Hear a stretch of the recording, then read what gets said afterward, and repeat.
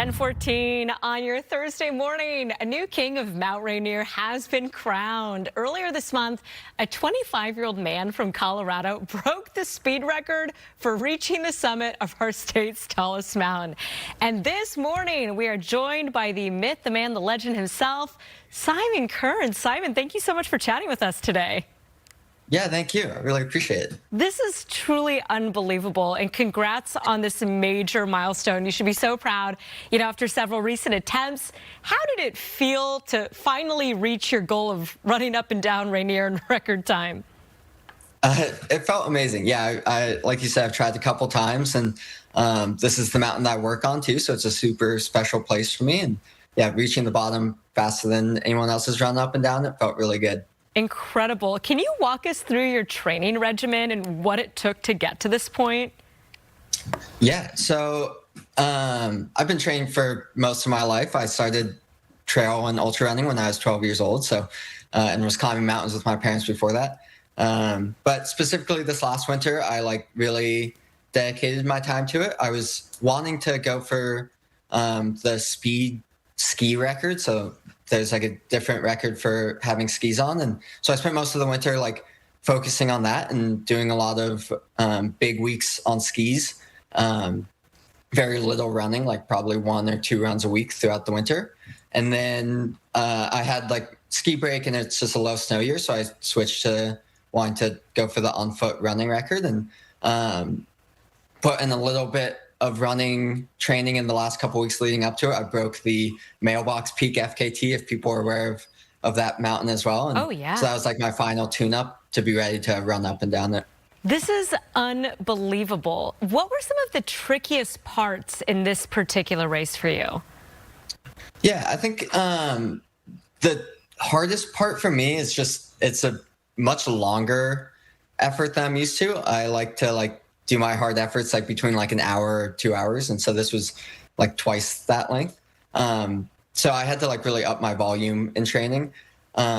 Fortunately for me, I'm one of the people that does a lot of the route work on the mountain, so I knew the trail super well and knew what the conditions were going to be like and where to watch out for crevasses and stuff. So all of that and the technical side of things felt pretty manageable. So yeah, the main thing was just getting conditions right and making sure that I could run for 4 hours pretty hard. I was going to ask you about the numbers. Remind us on your time, and then what's your minute per mile as you're scaling thousands of feet in elevation? Yeah, so my time round trip was 3:43, 3 hours and 43 minutes. Oh my God. I went to the summit in 2.5 hours, 2 hours and 34 minutes. I honestly don't know what that minute per mile is. It probably wouldn't sound that impressive because it's just steep technical running. I'm guessing it's probably 20-minute miles or something like that. Not doesn't sound very cool when you say it but in I that mean, term. But you did this faster than a lot of people do marathons. It's just truly next level. What Thanks. First inspired you to become a mountain guide and start climbing? I know that you did endurance sports, as a teen. Say more. Yeah, so I grew up in the mountains in Colorado, and both my parents were big climbers and skiers. And so from the age of, 4 or 5, it was a pretty big part of my life, just going and skiing at the local ski hill and running up the local mountains. And then I don't know why I got more into the endurance sport side of it. I think it was just something I was pretty good at right away when I was first dabbled in it in middle school. Specifically for Rainier, I got inspired by it. I really looked up to this trail runner named Dakota Jones, and he had put out a video about going for the record. I don't think he ever actually did go for it on Rainier, but for 13-year-old me, he was a huge inspiration. And essentially for the last 12 years, I've had it in the back of my mind as something I really wanted to do. Walk us through. Oh, go for it. Well, no, sorry. Yeah. I was just going to say, can you walk us through what you're telling yourself mentally, and how do you push yourself? Are you listening to music? Break it down. Yeah. Yeah, I was listening to French reggae the whole time. So that was a big motivator. Yeah, I feel my thinking changes a lot as I go up the mountain. So normally with any effort I do, but specifically Rainier, I'm pretty negative with myself in the first half an hour or so. On Rainier, the first half an hour is like you're on like the soft snow down low before you can get onto like more firm frozen snow, at least the conditions I had it.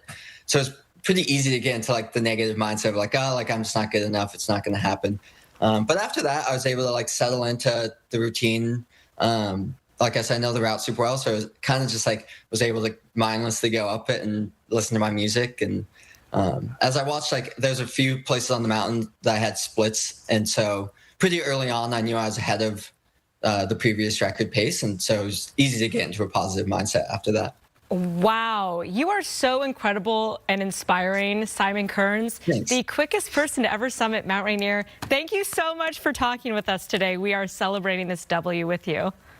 I really appreciate that. Thank you. Yeah, take care.